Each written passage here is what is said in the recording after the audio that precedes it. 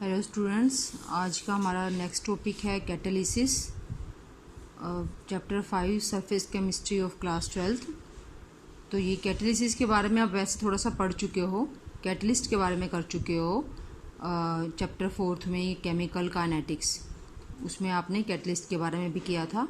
तो यहाँ हम एक दोबारा से थोड़ा सा इसका रिवीजन करेंगे। तो what is catalyst? All of you know catalyst, जिसको कि उत्प्रेरक भी कहते हैं, substance which alters or changes the rate of a reaction without being undergoing any change chemically or quantitatively। ऐसा सब्सटेंस जो कि रेट ऑफ रिएक्शन को चेंज कर देता है और खुद उसमें कोई चेंज नहीं आता, ना तो केमिकली मीन्स जो आपने कंपाउंड लिया था एज इट इज़ वही कंपाउंड आपको एंड में मिलेगा, एंड क्वांटिटेटिवली मीन्स अगर आपने 2 ग्राम्स यूज़ किया है, 2 मिलीग्राम यूज़ किया है, तो उतनी ही क्वांटिटी उसकी आपको रिटेन हो जाएगी आफ्टर द रिएक्शन। ओके, तो catalyst the substance which alters और changes the rate of reaction without being undergoing any change chemically और quantitatively after the reaction is called catalyst.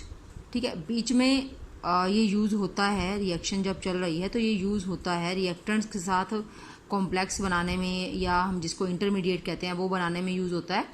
But जब रिएक्शन एंड होती है तो catalyst हमें अपनी जो ओरिजिनल कंडीशन थी केमिकली जैसा वो था, और केमिकली जो हमने अमाउंट उसका स्टार्टिंग में लिया था उतना ही हमें लास्ट में वो मिल जाता है। और ये फिनोमेनन जिसमें कि कैटलिस्ट काम करता है, या जहाँ कैटलिस्ट का वर्क हम स्टडी करते हैं, that phenomenon is called catalysis. And the term catalyst, जो ये नाम है कैटलिस्ट नाम, ये नाम दिया था बर्जीलियस ने, साइंटिस्ट का नाम है बर्जीलियस। उन्होंने फर्स्ट टाइम ये वर्ड जो है यूज़ किया था ऐसे सब्सटेंसेस के लिए जो कि रेट ऑफ रिएक्शन को फास्ट कर देते हैं और जबकि खुद उनमें कोई भी चेंज नहीं आता। ठीक है, जो कैटलिस्ट है वो रेट ऑफ रिएक्शन को काफ़ी ज़्यादा बढ़ा देता है, काफ़ी इंक्रीज कर देता है रेट ऑफ रिएक्शन को। तो इसके लिए हम एक एग्जांपल स्टडी करते हैं, thermal decomposition of potassium chlorate. ठीक है, thermal decomposition of potassium chlorate results in formation of potassium chloride and oxygen, and the temperature required is 653 to 873 kelvin range की टेम्परेचर हमें चाहिए इसके लिए। तो ये रिएक्शन इस टेम्परेचर पर भी, इतना हाई टेम्परेचर है तब भी रिएक्शन काफ़ी स्लो होती है। बट अगर हम इसमें थोड़ा सा अमाउंट मैंगनीज डाइऑक्साइड का ऐड कर दें तो वो टेम्परेचर भी लो कर देता है और लो टेम्परेचर पर भी रिएक्शन को काफ़ी फास्ट कर देता है। मीन्स मैंगनीज डाइऑक्साइड को अगर हम ऐड कर देते हैं तो लो टेम्परेचर पर भी रिएक्शन जो है वो काफ़ी ज़्यादा एक्सेलरेटेड हो जाती है, काफ़ी हाई स्पीड से हो जाती है। Adding a little amount of manganese dioxide can carry out the same reaction at much accelerated rate, and that too at lower temperature of 473 to 633 kelvin. इसके बाद हम देखते हैं action of catalyst, means catalyst की working क्या है, किस तरह से वर्क करता है। ये हम पहले भी पढ़ चुके हैं, वही सेम चैप्टर 4 में केमिकल काइनेटिक्स।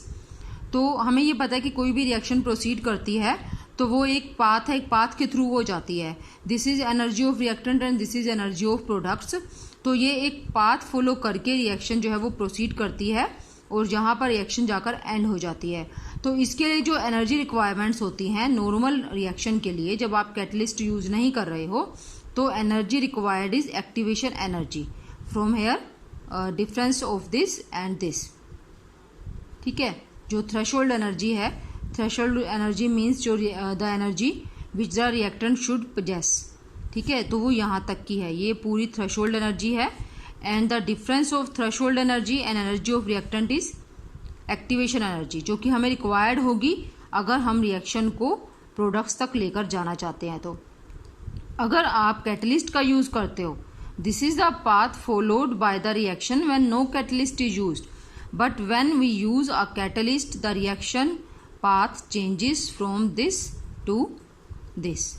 अब यहाँ पर क्या है, प्रोडक्ट्स हमें वही मिल रहे हैं, ठीक है, और ना ही हमने रिएक्टेंट्स की एनर्जी को चेंज किया, ना ही प्रोडक्ट्स की एनर्जी चेंज हुई है। सिर्फ क्या चेंज हुआ है, रिक्वायरमेंट ऑफ एक्टिवेशन एनर्जी। जो एनर्जी हमें रिक्वायर्ड थी, यानी कि जो एक्टिवेशन एनर्जी थी, वो यहाँ पर चेंज हो गई ऑन यूजिंग कैटलिस्ट। तो अगर सिंपल सी बात है, अगर एक्टिवेशन एनर्जी कम हो जाती है या एनर्जी रिक्वायर्ड जो है वो कम हो जाती है तो रिएक्शन फास्ट हो जाएगी और वो जल्दी हमें एंड प्रोडक्ट्स मिल जाएंगे उसके। ठीक है, तो सिर्फ यही है, कैटलिस्ट क्या करता है, it altars the path of reaction It takes the reaction to proceed through a path where required activation energy is low than the path without catalyst where activation energy is high. ठीक है, without catalyst path was this and activation energy was EA1 से मैंने लिख दिया, but catalyst क्या करता है, इसको कम कर देता है EA2. तो हम देख रहे हैं सिंपल फर्क दिख रहे हैं दोनों में. ठीक है, तो अब कैटलिस्ट के लिए जो मेन कैरेक्टरिस्टिक्स हैं वो क्या है, ये क्या काम करता है. First is does not alter gives energy of the reaction. तो गिव्स एनर्जी को ये चेंज नहीं करता है. Second, catalysis it catalyst catalyse a spontaneous reaction but not the non spontaneous reaction. ऐसा नहीं है कि कोई रिएक्शन हो ही नहीं रही है तो वो भी कैटलिस्ट करवा देगा, ऐसा नहीं होता है. ये उन रिएक्शंस को कैटेलाइज करता है या फास्ट करता है या उनके रेट ऑफ रिएक्शन को चेंज करता है जो कि स्पॉन्टेनियस होती हैं. It does not changes the state of equilibrium, only brings the reaction to equilibrium state at much faster speed with in less time.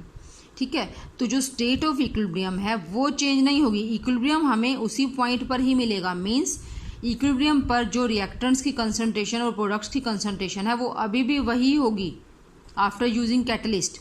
सिर्फ क्या होगा कि हम उस स्टेट पर जल्दी पहुंच जाएंगे, फास्ट स्पीड से पहुंच जाएंगे.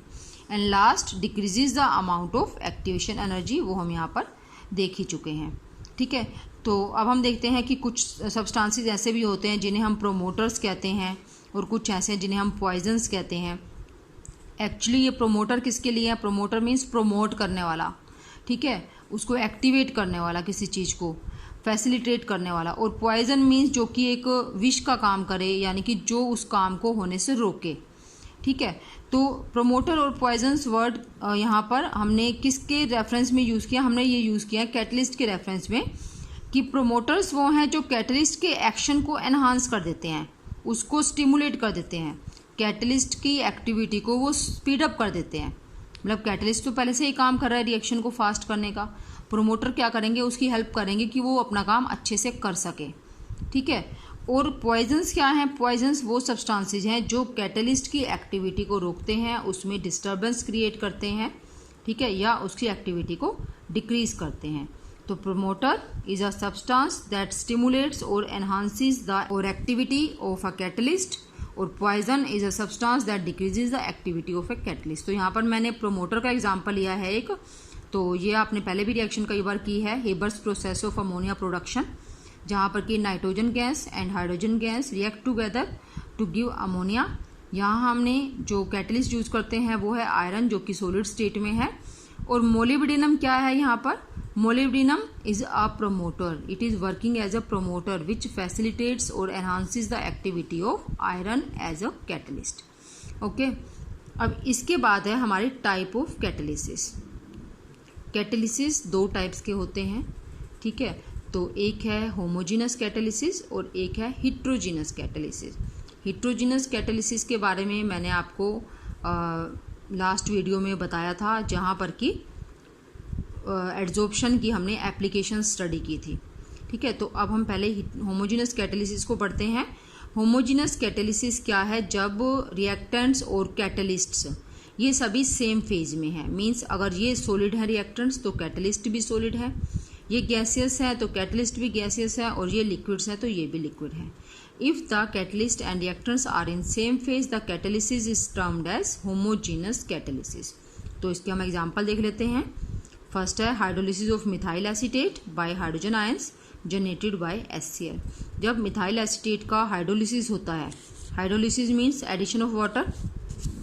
ठीक है, वाटर का एडिशन होता है तो इसका डिकम्पोजिशन हो जाना वाटर के एडिशन से. तो ये जब आप वाटर क्या है, लिक्विड स्टेट में है, और मिथाइल एसीटेट भी लिक्विड है, यानी कि हमने इसका एक्वस सॉल्यूशन ले लिया, आप ऐसे भी कह सकते हो. और HCl हमने लिया यहाँ पर हाइड्रोक्लोरिक एसिड, जो कि लिक्विड स्टेट में है. हाइड्रोक्लोरिक एसिड क्या करेगा, वो आयंस जनरेट करेगा, और उसमें जो H आयन है वो इसके लिए कैटलिस्ट का काम करता है इस रिएक्शन के लिए. ठीक है, तो methyl acetate in liquid state and water in liquid state get hydrolyzed to give acetic acid and methanol. ठीक है, तो ये प्रोडक्ट्स हैं। प्रोडक्ट्स का हम यहाँ पर नहीं देख रहे हैं, हम क्या देख रहे हैं, हम सिर्फ देख रहे हैं state of reactants and catalyst. तो यहाँ पर हम देख रहे हैं कि ये मैंने अंडरलाइन किया है ये बताने के लिए कि सभी की स्टेट सेम है, यानी कि ये तीनों क्या है, लिक्विड स्टेट में है। Reactants as well as catalyst are in liquid state, so this is example of homogeneous catalysis. Second example of same homogeneous catalysis, hydrolysis of sugar. ठीक है, शुगर का हाइड्रोलिसिस है, या इसको इन्वर्जन ऑफ केन शुगर भी कहते हैं इस प्रोसेस को। यहाँ पर भी हम एसिड लेते हैं, सल्फ्यूरिक एसिड है लेकिन, तो सल्फ्यूरिक एसिड जो HN जनरेट करता है वो यहाँ पर कैटलिस्ट का काम करते हैं इन हाइड्रोलिसिस ऑफ शुगर। तो शुगर का हमने एक्वस सोल्यूशन लिया है, ठीक है, यानी कि इसको वाटर में लिया है, और sulphuric acid is also in liquid state and this reaction generate glucose and fructose. ठीक है, तो हम यहाँ पर देखेंगे रिएक्टेंट्स और कैटलिस्ट की फेज देखते हैं, and all of these are in liquid state, so this is homogeneous catalysis. तो अगर आपको रिएक्शन जो है, रिएक्शन को की केमिकल इक्वेशन बिल्कुल सही दी हुई है, साथ में स्टेट्स भी बताए हुए हैं, फेजेस भी बताए हुए हैं रिएक्टेंट्स के और कैटलिस्ट के, तो आप इजीली देखकर बता सकते हो कि ये होमोजेनस कैटलिसिस का एग्जाम्पल है या हेटेरोजेनस कैटलिसिस का एग्जाम्पल है। फिर है oxidation of sulphur dioxide by oxygen into sulphur trioxide. जब सल्फर डाइऑक्साइड का ऑक्सीडेशन ऑक्सीजन से होता है into and results in production of sulphur trioxide, तो यहाँ पर जो कैटलिस्ट यूज होता है वो है oxide of nitrogen, nitric oxide यहाँ है। ठीक है, तो ये भी गैसियस फॉर्म है, ऑक्सीजन भी गैसियस फॉर्म है, और जो यहाँ हमने कैटलिस्ट लिया that is also in gaseous state. तो all the products and catalyst are in gaseous state, so this is example of homogeneous catalysis. ठीक है, तो ये हमारा था होमोजेनस कैटलिसिस। अब हम हेटेरोजेनस कैटलिसिस के एग्जांपल्स करते हैं, और ये क्या है ये आप पढ़ ही चुके हो।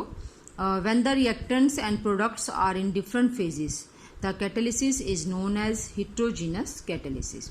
तो इसके एग्जांपल्स हैं, first example oxidation of sulphur dioxide into sulphur trioxide. तो यहाँ जो ऑक्सीडेशन हो रहा है ना, यहाँ ऑक्सीडेशन हमने किया एक सल्फर डाइऑक्साइड का इनटू सल्फर ट्राइऑक्साइड, वो था बाय ऑक्सीजन। ठीक है, तो यहाँ जो ऑक्सीडेशन है वहाँ कैटलिस्ट यूज हो रहा है प्लेटिनम, प्लेटिनम की प्रेजेंस में इसका ऑक्सीडेशन हो रहा है। ठीक है, तो sulphur dioxide converts into sulphur trioxide, और यहाँ जो प्लेटिनम है कैटलिस्ट है वो है सॉलिड स्टेट में, और जो रिएक्टेंट है that is in gaseous state. तो रिएक्टेंट गैसियस स्टेट में है, तो मैंने ये अलग अलग कलर से इसलिए मार्क किए हैं इनको, ताकि हमें ये पता चल जाए कि अलग अलग स्टेट्स हैं, ये डिफरेंट स्टेट में हैं। तो this orange colour means reactant in gaseous state and this catalyst in solid state. फिर सेकेंड एग्जाम्पल, ये अभी हमने पीछे भी किया था, Haber's process of ammonia production. यहाँ पर catalyst is in solid state and reactants are in gaseous state. ठीक है, तो ये दोनों को मैंने सेम कलर से किया है क्योंकि ये दोनों सेम स्टेट में है और ये डिफरेंट स्टेट में है, इसलिए इसको डिफरेंट स्टेट से डिफरेंट कलर से करके दिखाया है, कैटलिस्ट इन सॉलिड स्टेट। तो ये एग्जाम्पल है हेटेरोजेनस कैटलिसिस का, जिसमें कि रिएक्टेंट्स और कैटलिस्ट डिफरेंट स्टेट में है। नेक्स्ट एग्जाम्पल, ये भी आप कई बार कर चुके हो, hydrogenation of vegetable oils. You are doing this from class 10th। ठीक है, तो यहाँ वेजिटेबल ऑयल हमें पता है लिक्विड स्टेट में होते हैं, hydrogen is a gas, hydrogenation कर रहे हैं तो हाइड्रोजन गैसियस फॉर्म में ली जाती है, and the catalyst used is निकल और प्लेटिनम और पैलेडियम, और वो सॉलिड स्टेट में है and they convert into vegetable ghee. तो आप यहाँ पर देखो कि हमारे जो रिएक्टेंट हैं दोनों वो भी सेम स्टेट में नहीं है। ठीक है, one of reactant is in liquid state, other reactant is in gaseous state and the catalyst is in solid state. तो this is an exact example of heterogeneous catalysis. Last but not the least, oxidation of ammonia into nitric oxide by Ostwald process. Ammonia का oxidation जब nitric oxide में वो convert होती है ammonia oxidation से, तो यहाँ पर जो कैटलिस्ट लिया गया है वो है प्लेटिनम गोज लेते हैं। ठीक है, और प्लेटिनम गोज मतलब प्लेटिनम का बना हुआ गोज है, प्लेटिनम सॉलिड स्टेट में है। तो अमोनिया इज गैस, ऑक्सीडेशन के लिए ऑक्सीजन इज गैस, एंड जो नाइट्रिक ऑक्साइड एंड यहाँ पर water are the products. But main हमें क्या देखना है, हमें देखना है कि रिएक्टेंट्स की स्टेट क्या है और कैटलिस्ट की स्टेट क्या है। तो रिएक्टेंट्स हैं हमारे गैसियस स्टेट में और कैटलिस्ट है सॉलिड स्टेट में। तो this is about homogeneous heterogeneous catalysis. तो आप अच्छे से समझ गए होंगे कि होमोजेनस कैटालिसिस और हिट्रोजीनस कैटालिसिस में क्या डिफरेंस है दोनों में। तो ये अगर आपको समझ आ गया तो आप किसी भी सही केमिकल इक्वेशन को देखकर, जिसमें सब कुछ बताया गया हो, जिस केमिकल इक्वेशन में स्टेट्स भी बताई गई हैं, कैटलिस्ट भी बताया गया, उसको देखकर आप इजीली बता सकते हो कि होमोजेनस कैटालिसिस है या फिर वो हिट्रोजीनस कैटालिसिस है। Okay, thank you.